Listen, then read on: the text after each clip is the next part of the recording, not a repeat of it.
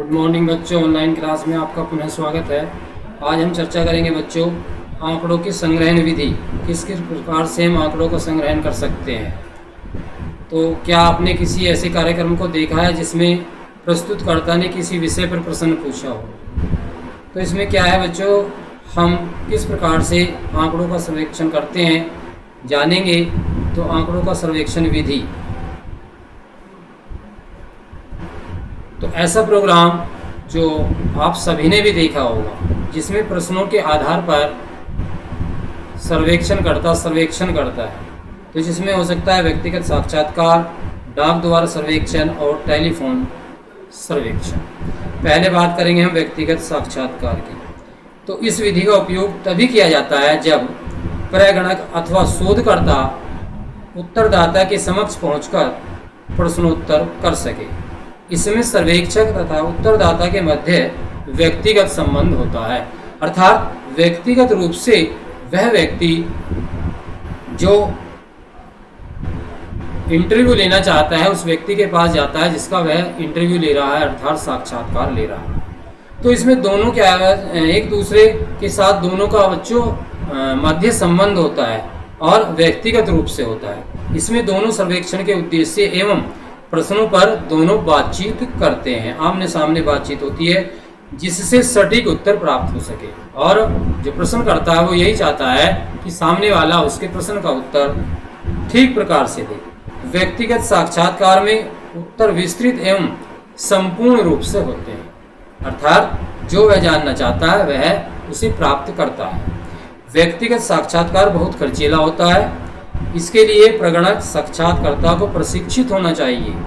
इसमें अधिक समय लगता है, कभी कभी उत्तरदाता सर्वेक्षक से हिचकते और सही उत्तर नहीं दे पाते हैं। तो जो साक्षात्कारकर्ता होता है बच्चों वह बड़ा ही प्रशिक्षित होना चाहिए। ठीक साथ ही साथ उत्तरदाता, क्योंकि इसमें जो है उत्तर देने में बच्चों हिचकता है, इसलिए जरूरी है कि ऐसा व्यक्ति निपुण होना चाहिए अपने कार्य करने में। ये व्यक्तिगत स्तर का बच्चों साक्षात्कार का पिक्चर भी दिखाई गई है। डाक द्वारा सर्वेक्षण या प्रश्नावली भेजना। इस सर्वेक्षण विधि में प्रत्येक उत्तरदाता, ये क्या है, डाक द्वारा आंकड़े एकत्र करता है। इस सर्वेक्षण विधि में प्रत्येक उत्तरदाता को एक निवेदन के साथ प्रश्नावली भेजी जाती है। वह इसे पूर्ण करके एक निश्चित दिनांक तक वापस भेज देता है। इस विधि का एक सबसे बड़ा लाभ यह है कि यह कम खर्चीला होता है, अर्थात डाक के माध्यम से, पोस्ट के माध्यम से वह अपने जो आंकड़े हैं एकत्र करता है। तो जब उत्तरदाता टेलीफोन या व्यक्तिगत पहुंच से दूर हो जाता है तो यह विधि कारगर सिद्ध होती है।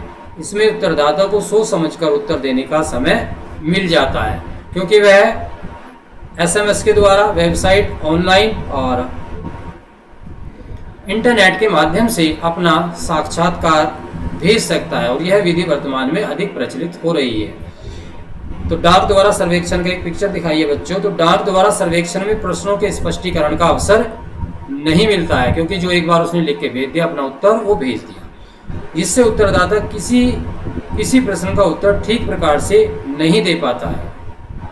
अनिवार्य नहीं कि उत्तरदाता निश्चित समय में उत्तर लिखकर प्रश्नावली डाक द्वारा वापस भेज दे।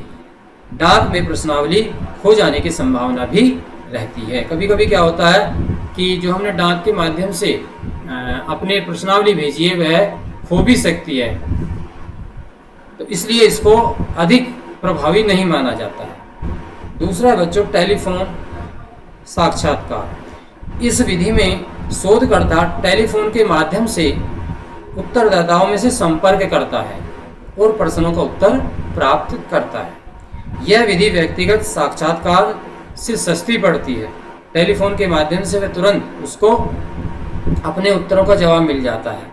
ये क्या है, इसमें समय और श्रम की बचत होती है। टेलीफोन साक्षात्कार विधि में उत्तरदाता अपने प्रश्नों को उत्तर सरलता से बेहिचक दे सकता है। इस विधि में एक कमी है कि लोगों तक सर्वेक्षण की पहुंच सीमित होती है। किसी किसी के पास निजी टेलीफोन भी नहीं होते हैं, जिससे सही आंकड़े बच्चों नहीं मिल पाते हैं। लेकिन वर्तमान की बात करें तो वर्तमान में सभी के पास मोबाइल और टेलीफोन की बच्चों व्यवस्था है। तो इन आंकड़ों में क्या है, साक्षात्कार विधि, कुछ विधियां और लाभ और हानि दी हैं। व्यक्तिगत जो है उत्तम उच्च स्तर की है। साक्षात्कार विधि सभी प्रकार के प्रश्नों की छूट होती है, और जो हानियां भी हैं बहुत खर्चीली है। उत्तरदाता को प्रभावित करने की संभावना कम होती है, अधिक समय लगता है। तो इस प्रकार से साक्षात्कार विधि में गुण और दोष हैं। ऐसे ही डाक विधि को हमने जाना, कम खर्चीली है, ग्रामीण और दूर क्षेत्रों तक पहुंचाने का एकमात्र माध्यम हो सकती है। उत्तरदाता पर इसका कोई प्रभाव नहीं पड़ता है। उत्तरदाता की गोपनीयता सुरक्षित रहती है, और संवेदनशीलता मुद्दों के लिए यह सर्वोत्तम प्रणाली है। लेकिन दूसरी तरफ हानियां यह है कि निरक्षरों के लिए उपयोगी नहीं है। उत्तर प्राप्त करने में अधिक समय लगता है, पता नहीं वो कब तक अपना उत्तर भेजें। अस्पष्टीकरण और प्रतिक्रियाएं भी देखना असंभव सा लगता है। टेलीफोन विधि अपेक्षाकृत कम होती है, उत्तरदाता को प्रभावित करने की अपेक्षा कम संभावना होती है, और अपेक्षाकृत जो है उत्तर उच्च मिलता है। सीमित उपयोग के अंदर है। इसकी हानियों में प्रतिक्रियाएं देखना संभव नहीं है, उत्तरदाताओं को प्रभावित करने की संभावनाएं कम है। आगे है प्रायोगिक सर्वेक्षण। इस सर्वेक्षण में बच्चों क्या है, प्रश्नावली तैयार करने के बाद इस प्रश्नावली को एक छोटे समूह में परीक्षण करके देखा जाता है। इसे प्रायोगिक सर्वेक्षण कहते हैं। इसका दूसरा नाम प्रश्नावली की ही पूर्व की भांति भी है। परीक्षण में प्रश्नों की त्रुटियों का पता लग जाता है, उन्हें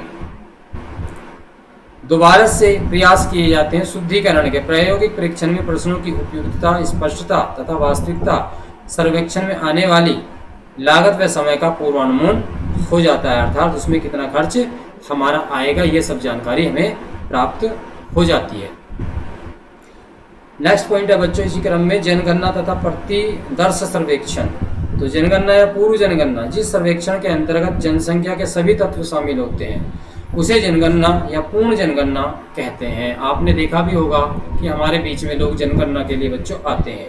इसमें क्या है, यदि कोई संस्था भारत की संपूर्ण जनसंख्या का अध्ययन करना चाहती है तो उसे अपना कार्य किस प्रकार से करना होगा, तो उसके लिए बच्चों उसे भारत के सभी नगरों, गांवों, कस्बों के सभी परिवारों के बारे में जानकारी प्राप्त करनी होगी। इस विधि के अंतर्गत संपूर्ण जनसंख्या को प्रत्येक इकाई के रूप में शामिल करना होता है। भारत की जनगणना प्रत्येक 10 साल में एक बार होती है। इसमें भारत के प्रत्येक परिवार में जाकर जानकारी एकत्र करते हैं, जैसे इसके अंतर्गत किन नए बच्चों का जन्म हुआ, किन की मृत्यु हुई, कितनी साक्षरता, पढ़े लिखे हैं, रोजगार कितनों के पास है, उनकी आयु कितनी है, प्रत्याशित आयु कितनी है। जनगणना के आधार पर एवं संरचना के आधार पर आदि से संबंधित आंकड़े बच्चों जुटाए जाते हैं। इन आंकड़ों को भारत के निदेशक, महानिदेशक एवं संग्रहित एवं प्रकाशित किया जाता है। भारत में जो जनगणना है 2021 में अब बच्चों होने वाली है, उससे पहले 2021 में जनगणना हुई थी। इसके बाद जनसंख्या का तथा प्रतिवर्ष। तो सांख्यिकी में समष्टि का आशय अध्ययन क्षेत्र के अंतर्गत आने वाली सभी इकाइयों की समग्रता। समष्टि के अंतर्गत सदैव ऐसी व्यष्टि तथा इकाइयां आती हैं जिसमें कुछ विशेषताएं हैं। एक बार जब समष्टि की पहचान कर ली जाती है तो शोधकर्ता उसके अध्ययन की विधि का चयन कर लेता है। यदि शोधकर्ता को ऐसा लगता है कि समष्टि का सर्वेक्षण नहीं कर सकता तो उस समष्टि के प्रतिदर्श का चयन करता है, जो प्रतिदर्श समष्टि से छोटा होता है। ये क्या है उसके बारे में जिक्र किया गया है। उदाहरण के रूप में यदि कोई शोधकर्ता किसी विशेष स्थान के लोगों की औसत आयु के बारे में जानना चाहता है तो उसे उस क्षेत्र के प्रत्येक निवासी की आयु ज्ञात करनी होगी। छोटे बच्चे से लेकर बड़े बच्चे तक की पहले वह आयु ज्ञात करेगा, उसके बाद वह वहाँ की औसत आयु बच्चों निकाल सकता है। तो उसके बाद क्या होगा, उस सारे योग को वहाँ की जनसंख्या जितनी है निवासियों की उससे उसको भाग दिया जाएगा, तब जाकर वहाँ के व्यक्तियों के, वहाँ के निवासियों की जो है औसत आयु निकल कर आएगी। तो इस विधि में व्यय तथा श्रम बच्चों अधिक खर्च होता है।